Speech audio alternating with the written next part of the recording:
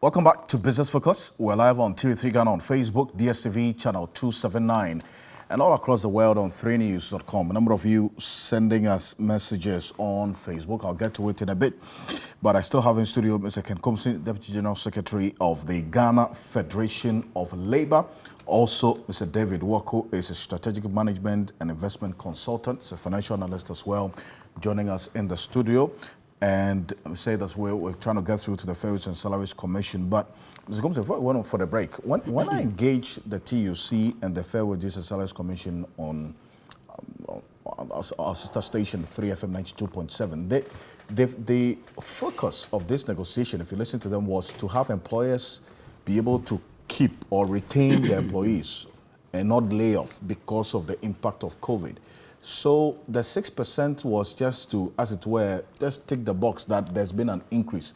But there was not really the focus of increasing the minimum wage to have a direct impact on the livelihood of workers. There was more focus on retention, giving the employer that ability to be able to retain and not lay off.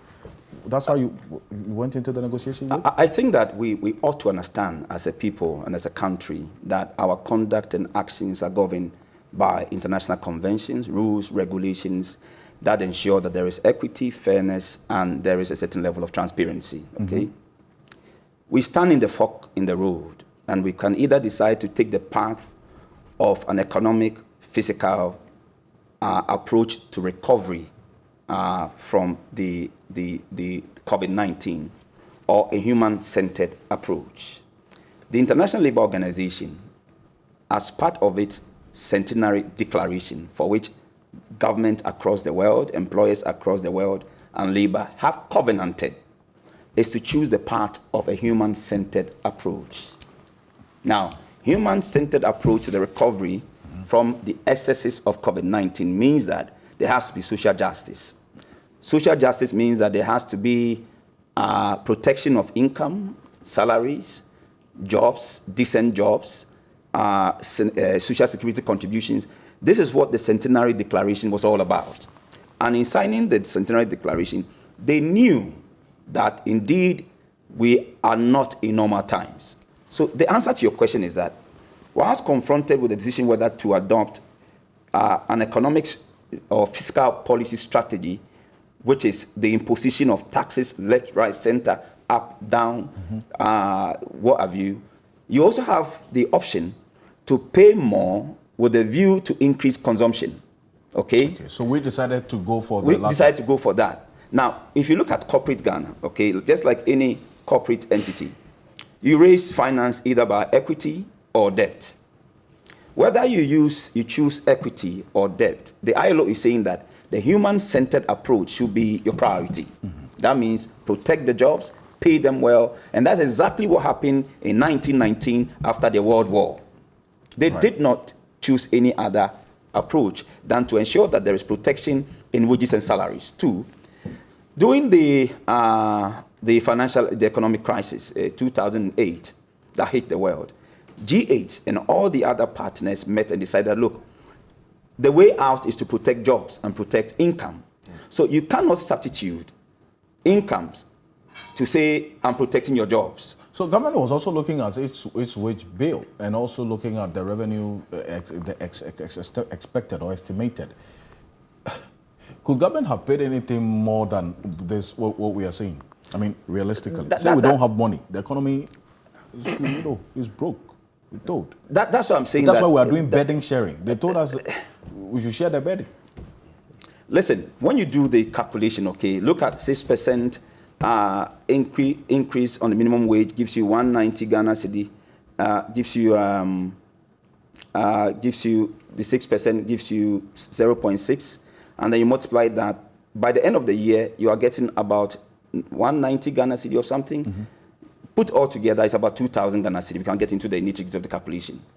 My concern is that when you take all the taxes one by one, the 13%, the NHIA, you take so all the NHIL, there's also VAT gone up, there is the sanitation levy, yes. And then also you have the road tolls that's going to go up. Yes. And you have, in fact, this year is a major tariff review year, so electricity and water expected to go up as well. You also have prices of petroleum products at the pumps going up, which has impacted on the prices, in fact, transport fares, which took effect just this Saturday gone by. And when you know that transport fares goes up, it affects the price of almost everything on the market. So that's what we're dealing with. So that's what I'm saying, that you need to have a corresponding wage adjustment that will take into account all these taxes that has been imposed on the ordinary person, from the shoemaker to the hairdresser, from the one who is at the mechanic shop, from the restaurant cleaner, the caterer, and all those employees who earn just around 320 Ghana cedi. What you must understand, that in the public service, it is not the minimum. People earn, it depends. Somebody earns 5,000, 4,000, 1,500, and so on and so forth. In the private sector, and typically in a country where we are being driven, the economy is heavily driven by informal economy. Yes. With about 80% of our labor force in the informal economy, you ought to be careful the kind of policy that you implement. So yes, government was looking at 700,000 employees and the effect of an increase to the GDP and that of the revenue that is being generated. Our concern is that the avalanche of our employees are not on government payroll. So in determination of a minimum wage, we must take into account these needs that exist and the realities of the taxes that have been imposed on the ordinary worker, how he's going to manage from morning till evening. And so there is a real challenge that ought to be addressed and has to be a deliberate effort. We were expecting that there will be stimulus intervention. Recognize that we never had any